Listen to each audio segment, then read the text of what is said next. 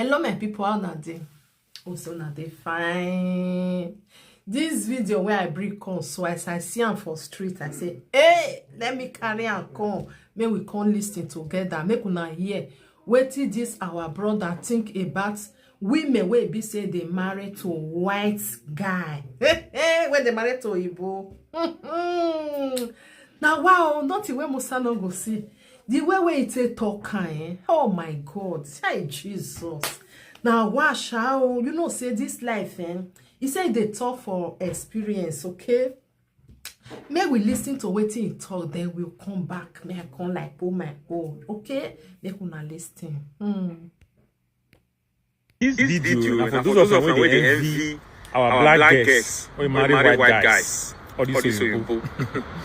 And they laugh. See. If you see wetin all those girls they go through for their marriage, you don't go wish to be like them. You don't go wish to be like them. You see how they do rosy for outside. Go inside their house. Go inside their house. You know how many white guys, you know how many girls, black girls were married to all these white guys. They don't buy. When we see they don't judge. Because they did. Now, wow, my people, you know, say most people, some people they will be say marry white because of paper, okay? Person like me, I know they judge those people. You know, waiting make you go there. When they talk about all this marriage of 18, now look and go this side, look and go this side. Depends on waiting go find go there. Some people marry for real, but now few they marry for real. Why the rest? They go stay with white. They go see the dangbe for our side. They, you know, understand? See, they follow our black men. They not go do unto you, my brother. Oh, you understand? No, you know, say some women they like that. That he body, he not go live on for only that or Igbo. He must carry go. No man way go access something like that. Even you way be say they talk so. If you get woman way be say you marry, it still go they flirt. They meet to Igbo, you will not be happy. Nobody go they happy. So we may go because of waiting then they find. Why some go because of say they want just go there. Now they say now the way where you take arrange yourself, you understand? Because you know say when it comes to all this marriage of 18, some women they will be say he marry Oyibo just because of say one born Oyibo pikin. Then they oh and maybe the Oyibo tell and say he no need anything family. Now, not say their life, they different. They not be like us. The few just decide, say, they don't want speaking. And you know, come they talk, say, why you not want speaking? Now, what do you like? Now, life. But for our own side, if maybe you call the like, say you don't need speaking, that one will be another problem. You understand? People come they talk, say, maybe because you not fit carry speaking, you not fit born. When Oyibo tell you, say, I don't need speaking, and you as a woman, you can't use speaking, say, hold on.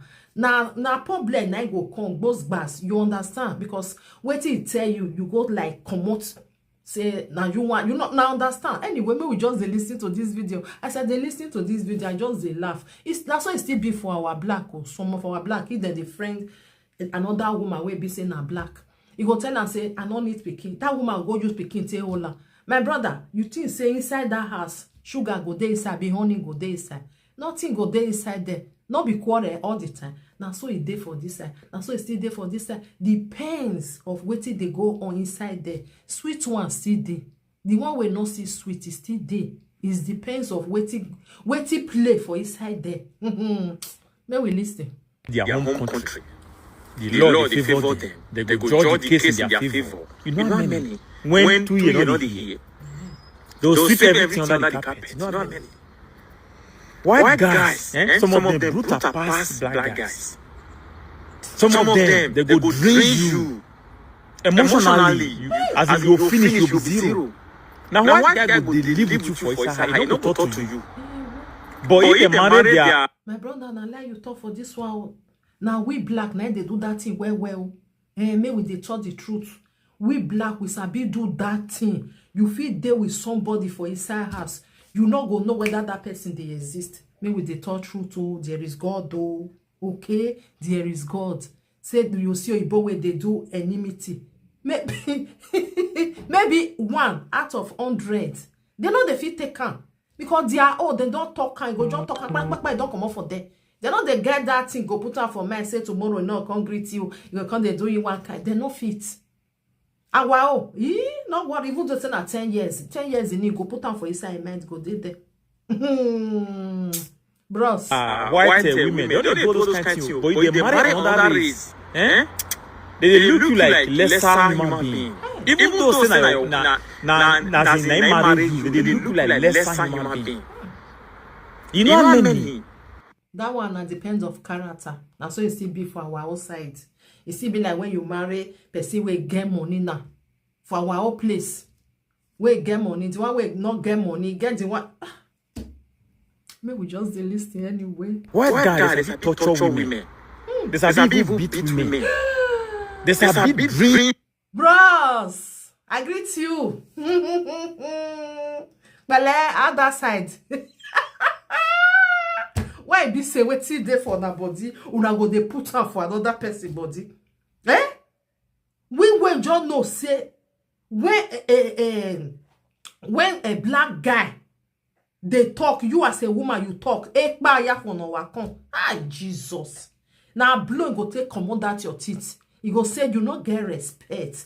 When me they talk, una know say our people they are too proud. That proudness where they get, nobody go feel comot am. And that culture of a thing where we say no, you not feel comot am. So bros, why you can't they talk all these things now? No, it's not fair now. Talk on the way it be. You say we black, we know say we get that tired, that kind of thing. Say black men they torture our women. I beg it. Tell me away. Now we the black now they torture. So you your mama where they house, you go they hear the buffalo inside house. Even your papa even don't say they for grave, you go they hear the curse. So why you can't they banana? Talk better thing, they talk truth. You emotionally. They not going to talk to you. They might say you as a wife, you cook for your husband. Your husband tell you say your food with the smell. White guys. You know what those guys do? All those women, they cut through when they don't even talk come out because why? They already praised them before. They don't come out and tell you for me and say white guy. No. You know what those guys do? White guys. Bros, as then they see person where you no good, now so they say the one way good. Okay? You understand? If you see the you look and go this side, as we still be now so them be. Now only the color 9 day different though. Nothing else. Nothing else. You'll see some way get good character. You'll see the one way not still get good character.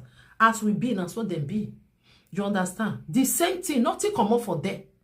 Because this mentality of say this person are white, this one are black. Me, I not too much they understand that. Now I make we with the black. Now we do raise this person. Not be like now we do our pass. You can't say person where come from those states. You go say no marry person where they for. No marry person where no marry Yoruba person. Now the same we be na Nigeria. Now there you go say no marry now so their place be the other one go say no marry Edo people are like this. So oh my God. Now the pains where the way they say they do as it there for year now say a day for the other side. If white guy he love you forget people go call the talk say na juju whereas not be juju. You not go suffer. You not go allow you make with the caress until they go. But now they do. You go leave your wife. You go they drop until they follow you they go. Me with the thought truth. You go they drop until they follow you they go. You not go tell them say, babe, bigger me I help you carry her. But you go give them that respect to that woman. Hey, Jesus so. They maltreat those women. They torture them. Not you don't see white girl say black girl born for. I don't think they separate. They will give children to the black girl. You don't see them before. Hey, bros. As the video where you do now abroad you do. If the woman they okay, they give her. Why they not go give her? Now if the woman they misbehave, you know they okay for inside brain, and then they command that picking for your hand. Make una they talk wetin una sabi, wetin una know, not be wetin una no know. Before they will carry picking for woman hand for abroad, it they hard. If they carry picking for woman hand, you know say that woman e get as it take day, or maybe now the woman I just like declare say you want me papa trainer, or maybe get wetin, you know, all those. It's still there. Some women do like that. You go just say make the man they take care of those children. You want time like that. It's still there. You go come. I go come. They see those children. Hey, now wow. The children and the man will get custody of your children. I don't want to tell you saying that their land, here, and they get see. You know, you don't get to go through. No mind there when they come show me they happy, married this old man. My God, see, those women, they cry. Why guys are bit torture women now? As in, they'll frustrate you. And una no dey frustrate. Black guy no dey frustrate oh. Not be black guy they do shentro. Not be black guy they send woman they send and they go road work. You go sit down for his house. You go ask and say that your Igbo, he give you money. Not be black guy they do that one. Bros, I better talk another thing. May we hear word. If you not get what you want talk, may you rest. You don't see any white guy where they send you white go they do okbo. You know there. But na black guy na they send. I will not here. You go say I was not there. No, I was. May you carry go.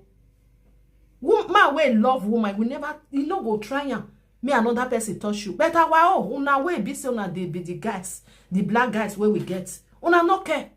You go say your own woman, make you go help her old pikin. Bros, can't talk on whether this one not be truth. You don't see any white guy where be. You know what? You go say make the woman make it stay house. You want go find money come. But now they do shentro. Boy VB now sit down for his house. I beg you, make you talk another thing. Sabi.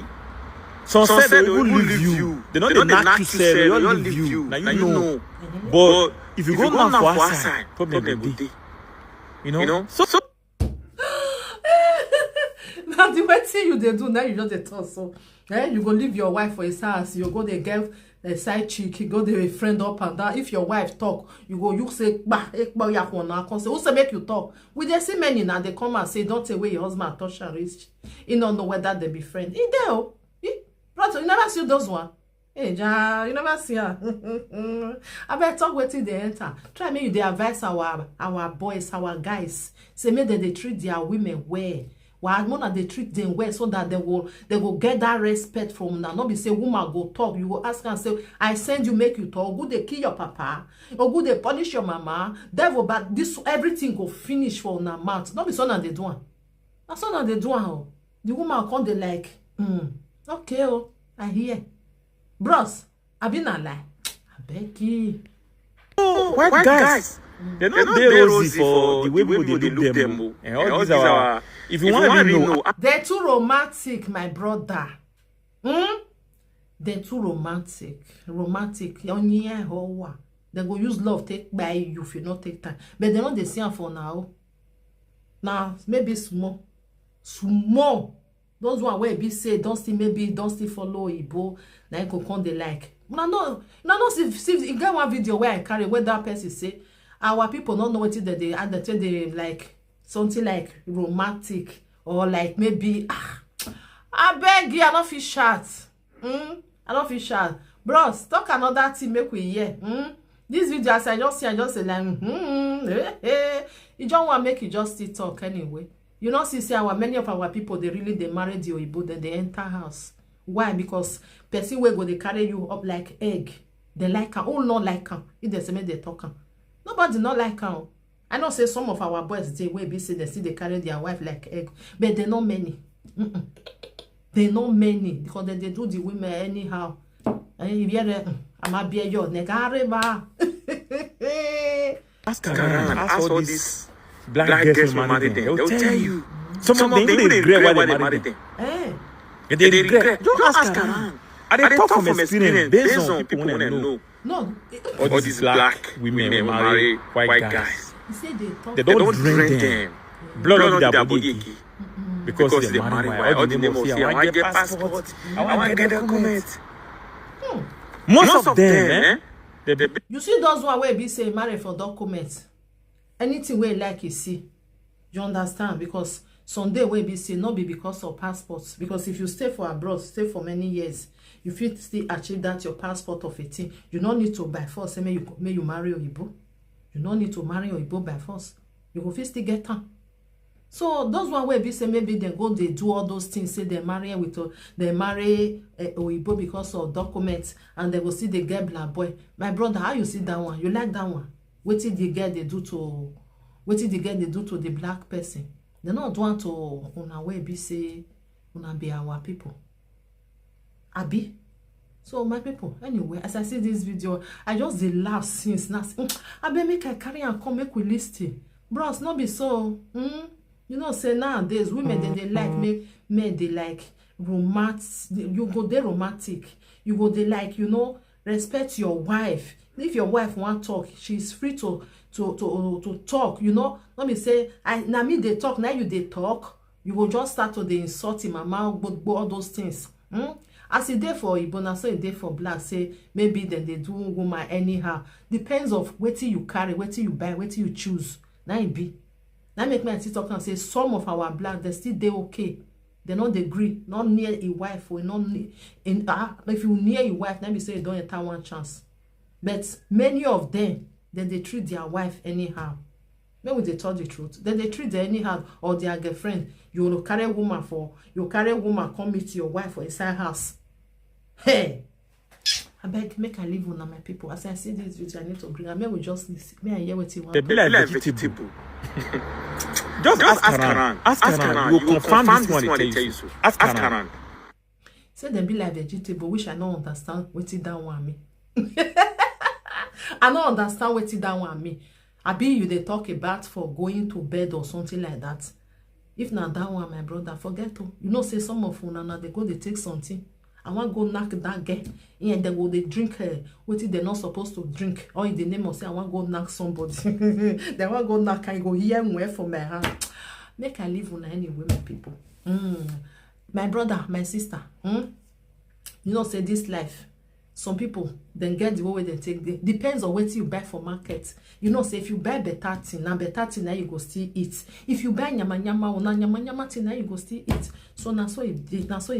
Please let me to love and like and share this video. God bless you as you do. Okay, for me, white guy, they respect. Carry the better one. Okay. Some of our men still do like that. We still they respect. But you know, say because of say we be the tradition. Now they call some way be say most of them that they look that thing. You know all those things because of those tradition. I be traditional man. Now I make most of them come like, you know, you understand what I mean. Because so Igbo now they can respect their woman, not touch her, not go there. Like birthday, not go miss her. Or maybe, anyway, make a live on. Bye bye, my people.